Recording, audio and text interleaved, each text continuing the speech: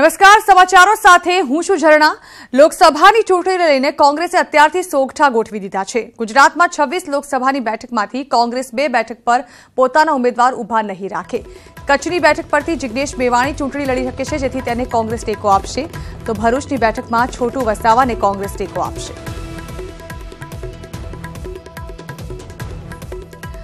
તો લોકસભાની ચૂંટણી જેમ જેમ નજીક આવી રહી છે, કોંગ્રેસ સત્તાના સોગઠા ગોઠવવામાં લાગી ગઈ છે।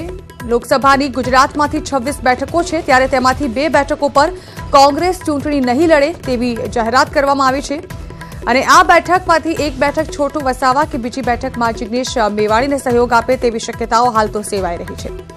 ત્યારે વિધાનસભા ચૂંટણીની જેમ હવે લોકસભા ચૂંટણીમાં પણ આ પ્રકારે સત્તાના સોગઠા ગોઠવવાની કોશિશ કોંગ્રેસ કરી રહી હોય તેવું લાગી રહ્યું છે। જોકે જોવાનું એ રહેશે કે ગયા સમયે વિધાનસભા ચૂંટણી સમયે જિગ્નેશ મેવાણી જે બેઠક પરથી ચૂંટણી લડી રહ્યા હતા તે બેઠક પરથી કોંગ્રેસે પોતાનો ઉમેદવાર નહોતો ઉતાર્યો, પરંતુ તે બાદ પણ જિગ્નેશ મેવાણીએ કોંગ્રેસે ટેકો જાહેર નહોતો કર્યો। રાજકોટ શહેર કોંગ્રેસના ઉમેદવાર તરીકે વોર્ડ નંબર 13ની પેટા ચૂંટણી લડવા ફોર્મ ભરી પરત ખેંચી ભાજપમાં જનાર નરસિંહ પટોડિયાએ સહપરિવાર આપઘાતની ચીમકી ઉચ્ચારી છે। પટોડિયાએ કોંગ્રેસ પ્રમુખને નોટિસ પાઠવી છે। નરસિંહ પટોડિયાના કહેવા મુજબ કોંગ્રેસના સભ્યો તેમને અને તેમના પરિવારને બદનામ કરવા તથા અન્ય વિષયથી ત્રાસ આપે છે। આ અંગે નોટિસમાં જણાવ્યું છે કે જો 8 દિવસમાં તેમના પર લગાવવામાં આવેલા આક્ષેપો પાછા ખેંચવામાં નહીં આવે તો તે બદનક્ષીનો દાવો કરશે। તેમજ તેમણે કોંગ્રેસના ત્રાસથી સહપરિવાર આપઘાત કરવાની પણ ચીમકી આપી હતી। જો તેમના પર લાગેલા આક્ષેપો પાછા ખેંચવામાં નહીં આવે તો તેઓ દીવાની અને ફોજદારી ગુનો દાખલ કરશે। મહત્વપૂર્ણ છે કે શહેર વોર્ડ નંબર 13ની પેટા ચૂંટણીમાં ફોર્મ પાછું ખેંચવાના છેલ્લા દિવસે કોંગ્રેસના ઉમેદવાર નરસિંહ પટોડિયાએ ફોર્મ પરત ખેંચી ભાજપમાં જોડાયા હતા, જેને લઈને કોંગ્રેસે એક પ્રેસ કોન્ફરન્સ યોજી હતી, જેમાં તેમણે પટોડિયાના સ્ટિંગની માહિતી આપી હતી। ફોર્મ પાછું ખેંચ્યું તે મારો એક વ્યક્તિગત હતું, પણ મારી ઉપર ખોટા એ રીતના એટલા બધા કાદા ઉછાળ્યા ને એટલો બધો સમાજની અંદર મને ખોટી રીતે બદનામ કરવા માટેના સતત પ્રયાસ કરી માનસિક એટલો બધો ત્રાસ આપ્યો। 8 દિવસની અંદર હું સંતુલન ગુમાવી દીધું હતું, અને છતાંય હજી મને એ રીતે મીડિયા દ્વારા પણ ખોટો ચિતરવામાં આવ્યો। મને મારા કુટુંબને અને મારા સમાજને ખોટી રીતે ચિતરી અને બદનામ કરવાનું જે કાવતરું કર્યું એનાથી હું ડિપ્રેશનમાં આવી ગયો છું, અને સતત હું હજી ડિપ્રેશનમાંથી બહાર આવી શકતો નથી, અને એને કારણે થઈને મને ક્યારેક આપઘાત કરી રાખવો પડે એવી પરિસ્થિતિનું આ લોકોએ નિર્માણ કર્યું છે। અને જો આ પગલું હું લઈશ અને મારા કુટુંબના કોઈ સભ્ય લેશે તો એનો પૂરેપૂરો જવાબદાર કોંગ્રેસ પરિવાર રહેશે। આ તરફ બટાકાના ખેડૂતો માટે રાહતના સમાચાર સામે આવ્યા। બનાસ ડેરી બટાકાની ખરીદી કરશે। શંકર ચૌધરીએ આ પ્રકારની જાહેરાત કરી, જેમાં બનાસ ડેરી બટાકા માટે પ્લાન્ટ નાખશે અને બટાકાની ખરીદી કરશે તે પ્રકારની જાહેરાત શંકર ચૌધરી દ્વારા કરવામાં આવી। સાથે જ બટાકામાંથી વિવિધ વેરાયટી બનાવાશે। સીએમ વિજય રૂપાણીએ પણ આ અંગે સહયોગ આપવાની ખાતરી આપી છે, તો રાજ્ય સરકાર સાથે કેન્દ્ર સરકારના સહયોગની પણ માંગ કરવામાં આવશે તે પ્રકારની વાત મુખ્યમંત્રી વિજય રૂપાણીએ પણ કરી હતી। દૂધની જેમ બટાકામાંથી પણ વેલ્યુ એડિશન થઈ અને તેમાંથી તૈયાર થયેલી પ્રોડક્ટ એ દેશ અને દુનિયાની અંદર વેચાય એ માટે બનાસ ડેરી અમૂલ બ્રાન્ડથી આ પ્રોડક્ટો બનાવવાનું ચાલુ છે। એના ખૂબ સારા પરિણામ મળ્યા છે। હવે ડેરી પોતાનો પ્રોજેક્ટ, પોતાની ફેક્ટરી અહીંયા બનાસકાંઠાની અંદર મોટા પ્રમાણમાં બટાકાનું ઉત્પન્ન થાય છે ત્યાં નાખે, આવો અમે જે સંકલ્પ ડેરીએ કર્યો છે। માનનીય મુખ્યમંત્રીશ્રીએ કહ્યું છે કે રાજ્ય સરકાર આમાં મદદ કરવામાં બનાસકાંઠા જિલ્લાને કોઈ પણ પાછી પાની નહીં કરે। હું માનું છું કે ખેડૂતો માટે ને ખાસ કરીને પશુપાલકો અને બનાસકાંઠામાં સૌથી વધારે બટાકાનું ઉત્પાદન થાય છે, તો બટાકા ઉત્પાદન કરતા ખેડૂતો માટે એક ખૂબ સારા સમાચાર છે। અમે નજીકના દિવસની અંદર આનું ખાતમુહૂર્ત કરવાની તૈયારીઓ કરી લઈશું। અને આ વાત કરીએ પશુપાલકોને મળેલી મોટી રાહતને લઈને।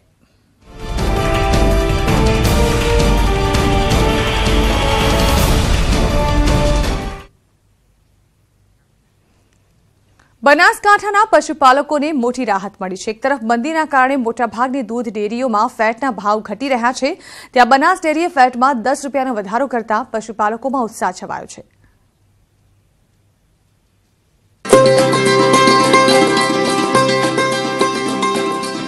બનાસકાંઠામાં પશુપાલકોને પ્રજાસત્તાક દિવસે મળી મોટી ભેટ। બનાસ ડેરીએ દૂધના ફેટના ભાવમાં 1 નહીં 2 નહીં પરંતુ 10 રૂપિયાનો વધારો કરતા ખેડૂતોમાં ખુશીની લાગણી પ્રવર્તી છે। રાધનપુર ખાતે યોજાયેલા મહિલા સંમેલનમાં ડેરીના ચેરમેન શંકર ચૌધરીએ જાહેરાત કરતા જણાવ્યું કે કોઈ પણ સંજોગોમાં બનાસ ડેરી ખેડૂતોને નુકસાન નહીં થવા દે. ફેટમાં 10 રૂપિયાના વધારા ઉપરાંત વર્ષના અંતે પણ નફામાં 10 રૂપિયાનો વધારો કરવાની શંકર ચૌધરીએ જાહેરાત કરી. કિલો ફેટે 10 રૂપિયાની પશુપાલકોને વધારે ચૂકવવા માટેનો નિર્ણય કર્યો છે. અમે એક ઐતિહાસિક સ્પીડથી ગણતરીના 8 મહિનાની અંદર આ પ્લાન્ટને પ્રોડક્શનની અંદર લાવી દીધું છે. બનાસ ડેરીમાં હાલ અંદાજે 3.5 લાખ પશુપાલકો રોજ દૂધ ભરાવે છે, જેમને આ જાહેરાત બાદ સીધો લાભ થશે. હાલમાં ભેંસના દૂધના ભાવ 580 રૂપિયા પ્રતિ કિલો ફેટ છે, જે વધીને 590 રૂપિયા થશે. જ્યારે ગાયના દૂધના ભાવ 254.55 રૂપિયા પ્રતિ કિલો ફેટ મળતા હતા, તેમાં પણ 10 રૂપિયાનો વધારો થતા હવે પશુપાલકને 264.55 રૂપિયા મળશે. જોકે આ ભાવ વધારો 1 ફેબ્રુઆરીથી અમલમાં આવશે. હવે ભાવ વધાર્યા છે, એના પ્રમાણે ભાવ આવશે તો સારું, નકે પેલો ઓછો ભાવ હતો, એકદમ ઓછો આવ્યો હતો. રાજ્યમાં અન્ય ડેરીઓ જ્યારે દૂધના ભાવમાં નિરંતર ઘટાડો કરી રહી છે, ત્યારે મંદીના સમયમાં બનાસ ડેરીએ ફેટના ભાવ વધારતા પશુપાલકોમાં ખુશી સાથે સંતોષની લાગણી ફેલાઈ છે. આનંદ જયસ્વાલ, ન્યૂઝ 18 ગુજરાતી, બનાસકાંઠા. રાજકોટ ભાવનગર હાઈવે રક્તરંજિત બન્યો છે. રાજકોટ નજીક કાર અકસ્માતમાં એક જ પરિવારના 5 લોકોના કરુણ મોત નીપજ્યા છે. 2 લોકોને ગંભીર ઈજા પહોંચી છે, જેને હોસ્પિટલ ખસેડવામાં આવ્યા છે. જૂનાગઢથી લગ્ન પ્રસંગ પતાવી પોતાના વતન રંગઘોડા જઈ રહ્યા હતા તે સમયે અકસ્માત સર્જાયો. કાર અચાનક પલટી ખાઈ જતા અકસ્માત સર્જાયો. અકસ્માતને પગલે ગામમાં હાલ શોકનો માહોલ છવાઈ ગયો છે.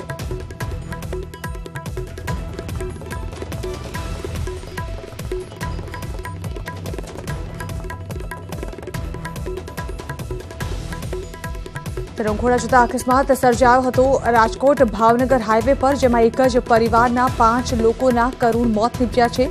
ઘટના સ્થળે જ 5 લોકોના મોત નીપજ્યા, જેને કારણે અંદાજો લગાવી શકાય કે આ અકસ્માત કેટલો ભયાનક હશે. 2 લોકો ઇજાગ્રસ્ત છે, જેઓને સારવાર માટે ખસેડવામાં આવ્યા છે. હાલ તો એક જ પરિવારના 5 લોકોના મોતના કારણે ગામમાં શોકનું મોજું ફરી વળ્યું છે.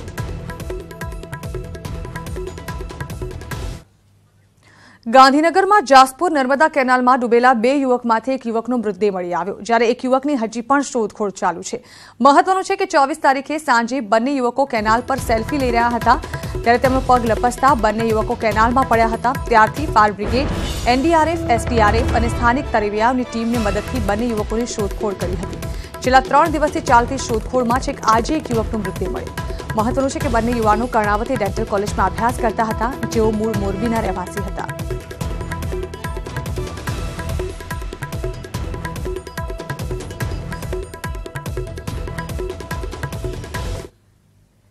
પાટીદાર અનામત આંદોલન સમિતિના કન્વીનર હાર્દિક પટેલે તેની મિત્ર કિંજલ પરીખ સાથે 7 ફેરા લઈ દાંપત્ય જીવનની શરૂઆત કરી છે. હાર્દિક પટેલ સૂટબૂટમાં તૈયાર થઈને માંડવે પહોંચી ગયો, જ્યાં હિન્દુ વિધિ પ્રમાણે વડીલોની હાજરીમાં રીત રસમો નિભાવી હતી. સુખદુઃખમાં એકબીજાનો સાથ નિભાવવાના સોગંદ લીધા. હાર્દિકના લગ્નમાં તેની નજીકના ગણાતા સ્વજનો જ હાજર રહ્યા હતા.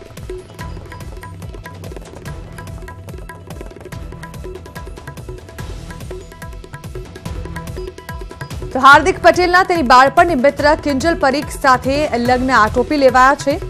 ઉલ્લેખનીય છે કે આજના દિવસે હાર્દિક પટેલના નિવાસસ્થાન વિરમગામ ખાતે આ લગ્નનો માંડવો રોપાયો હતો, કે જ્યાં ખૂબ જ સાદાઈથી ખૂબ જ નજીકના સગા સંબંધીઓને અહીં આમંત્રિત કરવામાં આવ્યા હતા, જેમની હાજરીમાં હાર્દિક પટેલ લગ્નના બંધનમાં બંધાઈ ગયો છે. પાટીદાર અનામત આંદોલન અને પાટીદારો પાસ નેતા અને કન્વીનર તેવા હાર્દિક પટેલના લગ્નમાં ખૂબ જ નજીકના સંબંધીઓ જોવા મળ્યા હતા.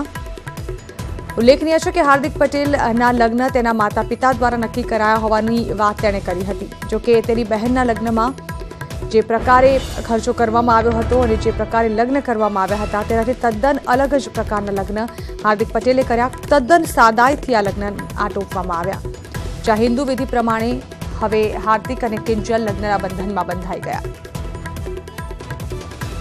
મેરેજે આજે જે તેમને સાદગીપૂર્ણ રીતે જે નિર્ધાર કર્યું હતું એ પ્રમાણે આજે સાદગીપૂર્ણ રીતે આજે તે જે એક લગ્નની વિધિથી આજે એક નવું જીવન શરૂઆત કરી રહ્યા છે, ત્યારે મિત્ર તરફથી એક અને અમારા સૌ મિત્ર मंडल तरफ थी हमने हार्दिक शुभेच्छाओं पाठवी थी। मजा बहुत आया।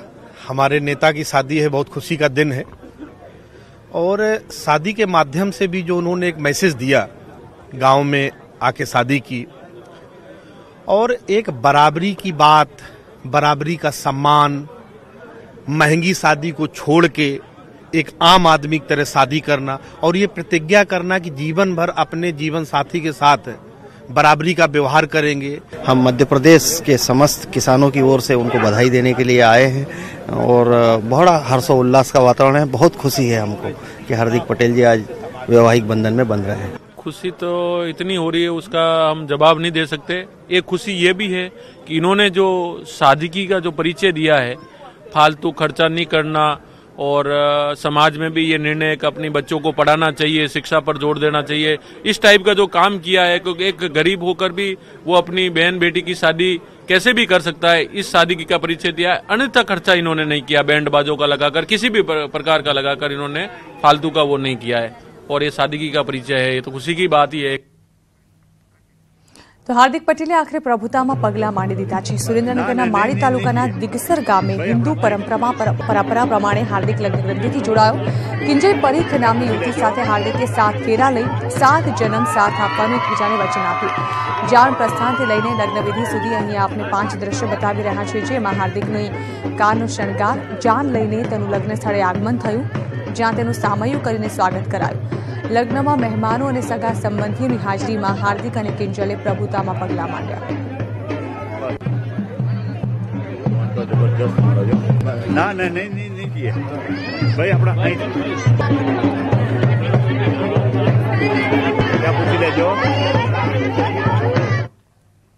તો એક તરફ સુરેન્દ્રનગરના દિગસર ગામમાં હાર્દિકના લગ્ન, બીજી તરફ પાણી વગર વલખા મરી રહેલા ગામના લોકોનો હાર્દિકના માંડવે હોબાળો।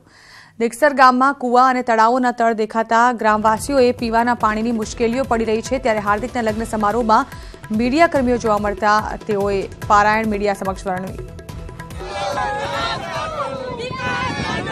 તો હાર્દિક પટેલના લગ્ન આખરે સંપન્ન થઈ ચૂક્યા છે। પોતાની નવવધુ સાથે તે હવે લગ્ન મંડપમાંથી બહાર નીકળી રહ્યો છે। વિરમગામ ખાતે તેના આ લગ્ન યોજાયા હતા।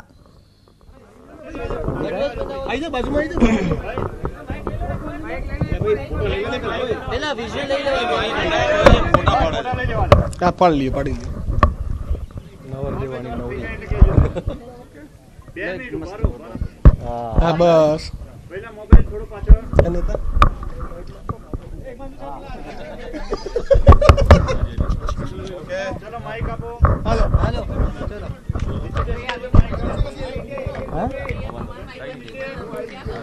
તો લગ્નના બંધનમાં બંધાયા બાદ હાર્દિક પટેલ પોતાની નવવધુ સાથે બહાર આવ્યા લગ્ન મંડપની અને મીડિયા સાથે હવે વાતચીત કરવા જઈ રહ્યા છે।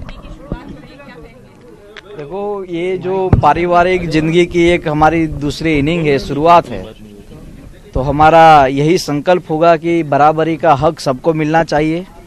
जो बात के साथ हम निकले थे कि चाहे स्त्री हो चाहे पुरुष हो, उसको बराबरी का हक मिले, तो हम हमारी धर्मपत्नी से यही वादा करेंगे कि आपको भी बराबरी का हक मिलेगा और साथ मिलकर इस राष्ट्र के लिए कुछ नव निर्माण के लिए साथ मिलकर लड़ने का फैसला करेंगे। हार्दिक, 1 से 2 हो गए हो आप, पहले छुप छुप के मिलना होता होगा और अब तो सामने, अब परिवार के सामने अब आशीर्वाद भी ले लिया। कुदरत की दया भी बड़ी और परिवार की दया भी बड़ी है कि पहले जब छुप छुप के मिलते थे तब भी कोई दिक्कत नहीं थी और आज भी नहीं है। अच्छा, एक और संकल्प, 7 फेरे के साथ जो संकल्प लिया है वो तो लिया ही, लेकिन आपने दोनों ने मिलकर क्या संकल्प लिया? हम दोनों का एक ही संकल्प है कि साथ मिलकर लड़ना है बस, क्योंकि संघर्ष संघर्ष संघर्ष, अंतिम दम तक संघर्ष। ये लड़ाई किसके साथ होगी? सत्य के लिए, लोगों के लिए और बराबरी के हक के लिए। किंजल, आप कुछ कहना चाहेंगे? हार्दिक, आपकी लव मैरिज है, प्रपोज किसने किया था और शादी? देखो, लव मैरिज नहीं, अरेंज मैरिज है। लव था, अरेंज हो गया है। नहीं, पर पहल किसने की थी? तो उसी ने किया था। हमने तो खुले में इकरार किया था कि बात उसने की थी, और हम तो बड़े भोले इंसान हैं। बाबा भोले के भक्त है, तो आशा रखते हैं कि कुछ अच्छा करेंगे, बस यही हमारा संकल्प है। Thank you. તો લગ્ન આટોપ્યા બાદ હાર્દિક પટેલે પોતાના પત્ની સાથે લગ્ન મંડપની બહાર આવતા મીડિયા સાથે વાતચીત કરી હતી। સૌથી પહેલા તો મીડિયા દ્વારા તેને લગ્નની શુભકામનાઓ આપવામાં આવી હતી અને ત્યારબાદ તેણે કહ્યું હતું કે હવે તેની લડતમાં તેની પત્ની પણ તેની સાથે છે। બંને સાથે મળીને સત્યની સામે સત્યની રજૂઆતની સાથે લડત ચલાવીશું. તો સાથે જ પોતાના લગ્ન પહેલા પ્રેમ હતો અને હવે લગ્નમાં પરિવર્તિત થઈ ગયો છે તેની તેઓએ ખુશી પણ વ્યક્ત કરી હતી. ખૂબ જ સાદાઈથી વિધિ સંપન્ન થઈ ગઈ અને આખરે હાર્દિક પટેલ લગ્નના બંધનમાં બંધાઈ ગયા છે. નવવધુ સાથે હવે તેઓ આગળની જે પોતાના આંદોલનની લડાઈ છે તે લડશે. પોતાની નવવધુને સરખો અધિકાર આપશે, એક સમાન અધિકાર આપશે તેવું પણ તેઓએ જણાવ્યું. હાલ લગ્ન મંડપમાંથી હાર્દિક પટેલ પોતાની નવવધુ સાથે કારમાં બેસીને અહીંથી પસાર થઈ રહ્યા છે. હાર્દિક પટેલ અને કિંજલ પરીખના ચહેરા પર એક અનોખી જ લગ્નની ખુશી જોવા મળી હતી. આજે આજનો દિવસ આ નવદંપતિ માટે અનેરો છે, ખૂબ જ ખાસ છે. આજે હાર્દિક પટેલ અને કિંજલ પરીખ લગ્નના બંધનમાં બંધાઈ ગયા છે.